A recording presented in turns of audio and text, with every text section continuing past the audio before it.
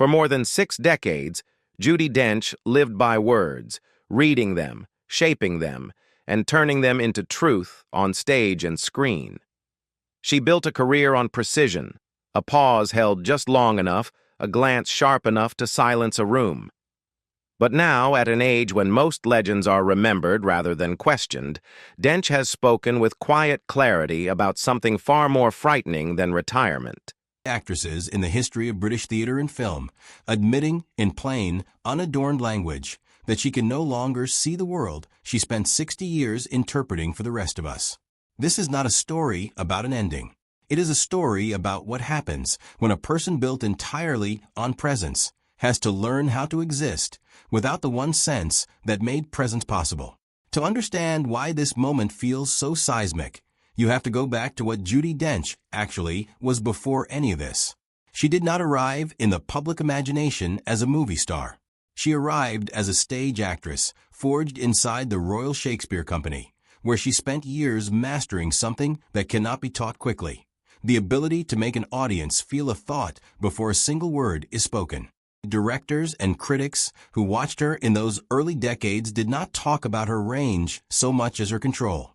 She was the kind of performer who could hold a pause for 3 full seconds and make it feel like the most important 3 seconds in a theater. That reputation followed her for years, but it stayed mostly within a smaller, more insular world of British theater lovers. Cinema, for a long time, did not know quite what to do with her. That changed unexpectedly in the middle of her career, when she was cast as M, the head of MI6 in the James Bond franchise. It is easy to forget now just how unusual that casting was at the time. Here was a woman in her 60s being handed authority over one of the most macho action franchises in cinema history, and instead of softening the role to make it more palatable, she hardened it. Her M gave orders. Her M doubted Bond publicly. Her M was, on more than one occasion, clearly smarter than everyone else in the room. It was a small, quiet act of rebellion against an industry that has never been especially generous to older women, and audiences responded to it immediately. Dench did not play M as someone clinging to relevance. She played her as someone who had simply never needed anyone else's permission to matter. Then came the moment that turned her into an entirely different kind of public figure. In 1998, she appeared in Shakespeare in Love as Queen Elizabeth I, a role that occupied roughly 8 minutes of the film's total running time. When the Academy Award nominations were announced, her name was among them, and when the envelope was opened on Oscar night, she had won. The victory became one of the most talked about wins in modern Academy Awards history, not because anyone doubted her talent, but because it proved something the industry rarely likes to admit.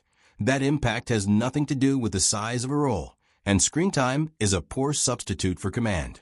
Dench did not need 40 minutes to make an audience remember a queen. She needed a handful of scenes, a raised eyebrow, and impeccable timing. But while the public was watching her rise into a new kind of late career stardom, her personal life was carrying weight that no award could touch. She had met the actor Michael Williams while both were performing with the Royal Shakespeare Company, and the two married in 1971. Williams was a respected actor in his own right, known to British audiences for his work on stage and for voicing Dr. Watson in long-running BBC radio adaptations of Sherlock Holmes. Together they had a daughter, Finty, and by all accounts built a marriage defined less by glamour and more by an easy, private companionship.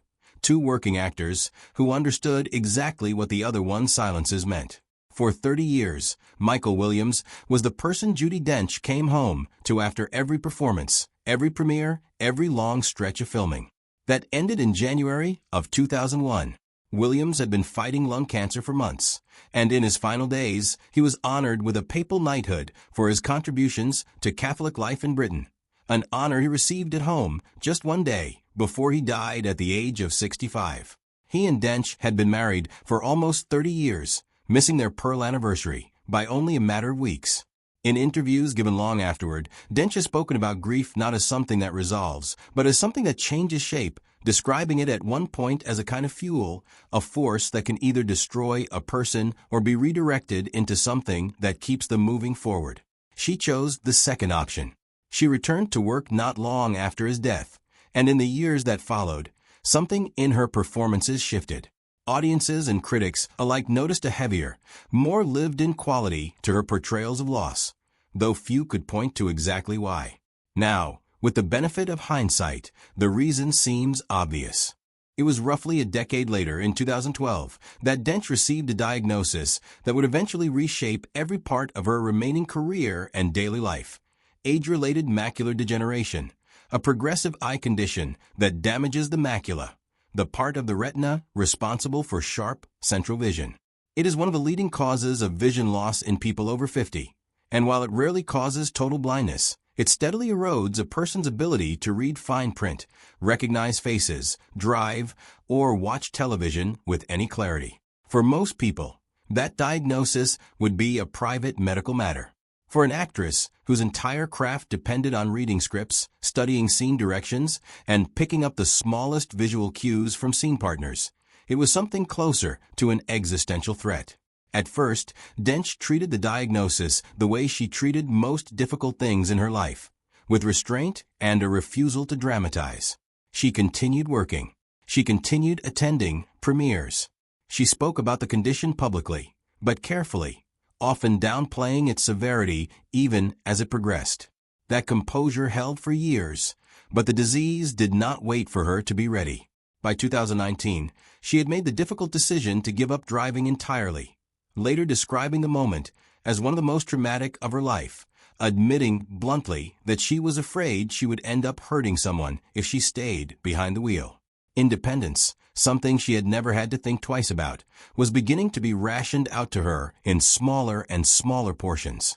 The next major turning point came in 2023, when Dench admitted publicly, during an appearance on a British talk show, that she could no longer read scripts or memorize lines for film work. For a performer whose reputation had been built on precision, on knowing exactly when to land a line and when to let a silence breathe, this was not a minor inconvenience. It meant her entire process had to be rebuilt from scratch. She began relying on people around her to read lines aloud, repeating them back until they lodged in memory through sound rather than sight. It was, by any measure, an enormous amount of extra effort simply to keep doing the work she loved. And she did it quietly enough that many audiences had no idea how much strain sat behind each performance they were watching. By late 2025, the progression had accelerated further. In a joint interview with fellow actor Ian McKellen, Dench admitted that she could no longer recognize people's faces at all, relying instead on outlines, voices, and long familiarity to know who was standing in front of her. She said plainly that she could not see well enough to watch television, and when asked about returning to the stage, she simply shook her head. A few months earlier, she had also opened up on a podcast hosted by Trini Woodall, explaining that she could no longer attend public events without someone by her side, saying she now needed a companion because she was liable to walk into something or fall. She delivered that admission, characteristically, with a note of dry humor, joking that at least now she had an excuse to pretend she never had any eyesight to begin with. It was a very Judi Dench way of describing something devastating. Honest, unsentimental, and somehow still funny. That reality became painfully visible to the public in January of 2026, when Dench made a rare appearance at Windsor Castle for the premiere of a documentary connected to the royal family. Footage from the event showed photographers continuing to shout instructions at her, calling her name, asking her to look in different directions, seemingly unaware or unconcerned that she could not actually see them. The clips circulated widely afterward, and many longtime fans expressed frustration on her behalf, arguing that the moment exposed how poorly public life accommodates visible decline, even when that decline belongs to someone as celebrated as she is. What stood out to many observers, though, was not the discomfort of the moment itself, but how Dench handled it. She was later seen smiling and chatting warmly with King Charles, composed and gracious despite the chaos around her, a small demonstration of the same control that had defined her performances for decades. Away from the cameras, Dench's world has narrowed in ways that have very little to do with fame and everything to do with the ordinary mechanics of daily life. She has spoken about needing help with tasks she once performed automatically, about the strange vulnerability of not being able to trust her own sense of a room. But narrowing is not the same as disappearing. She has found steady companionship with David Mills, her partner since around 2010, describing their relationship as something built on comfort rather than reinvention. Her daughter, Finty, and her grandson remain close, anchoring her days in a way that has nothing to do with scripts or premieres.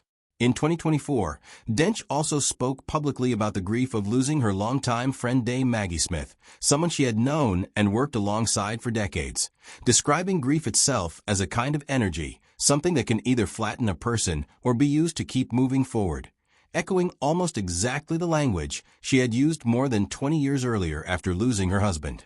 Dench has also chosen, again and again, not to disappear quietly into her diagnosis. She has spoken openly and repeatedly about macular degeneration specifically because she understands that her platform can do something a private citizen's cannot.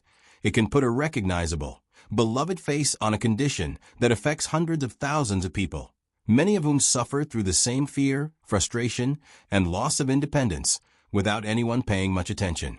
Every interview in which she describes walking into furniture or needing someone to read a script aloud, or no longer recognizing a familiar face, doubles as public education about a disease that a large number of people over 50 will eventually confront in some form. That decision, to keep talking honestly rather than retreat into vague statements about health struggles, is itself a kind of final performance, one built not on artifice, but on unflinching candor. So what does it actually mean to say that Judi Dench is saying goodbye? It does not mean a scripted farewell speech or a definitive last film. There has been no formal retirement announcement, no press release marking the end of a career. What there has been instead is an accumulation of small, honest admissions spread out across more than a decade. I can no longer drive. I can no longer read a script. I can no longer recognize your face. I can no longer go out alone. Stacked together, those sentences tell a story more powerful than any single farewell moment could, because they show a woman choosing transparency over myth-making at every single step. She has never pretended the decline wasn't happening. She has never let vanity or image management override honesty about her own body, failing her in one very specific, very cruel way. There's something almost unbearably poignant in the fact that a woman who spent her entire life being extraordinarily, famously watchful, who built a career on noticing the smallest details in a scene partner's expression, has lost the ability to see clearly at all. And yet the response to that loss has not been bitterness. It has been recalibration. She has traded scripts for gardening, relying on the memory in her hands rather than the sight in her eyes. She has traded film sets for quiet rooms filled with people she trusts and voices she has known for years. She has traded the applause of a live audience for the smaller, steadier comfort of family and long friendship. None of that looks like the ending most people imagine when they picture a legendary career winding down. It looks, instead, like a woman refusing to let a diagnosis define the terms of her own dignity. Judi Dench's legacy was never going to rest solely on Oscar wins or Bond films, as remarkable as both of those achievements are. It rests just as much on the way she has handled the parts of life that have nothing to do with performance at all. Losing a husband far too early, adjusting to a body that no longer cooperates with the demands of her profession, and choosing over and over to speak plainly about all of it rather than hide behind carefully managed statements. That kind of honesty is rare in an industry built on illusion, and it may end up being the thing audiences remember longest, long after the specific film roles have faded from cultural memory. If there is a farewell happening here, it is not a farewell to Judi Dench as a person. It is a farewell to a particular version of her, the one who could read a script alone at midnight, who could drive herself home after a late rehearsal, who could look across a room and instantly recognize a familiar face. That version of her has quietly stepped aside. What remains is no less formidable. A woman who has survived the death of a spouse, the slow erosion of one of her most essential senses, and the strange indignity of losing independence in full public view, and who has still managed, through all of it, to remain unmistakably herself. Which of Judi Dench's roles do you think best captures who she really is, and why? Let us know in the comments below, and if her story moved you, consider sharing it with someone who might need a reminder that dignity and resilience often look nothing like the movies.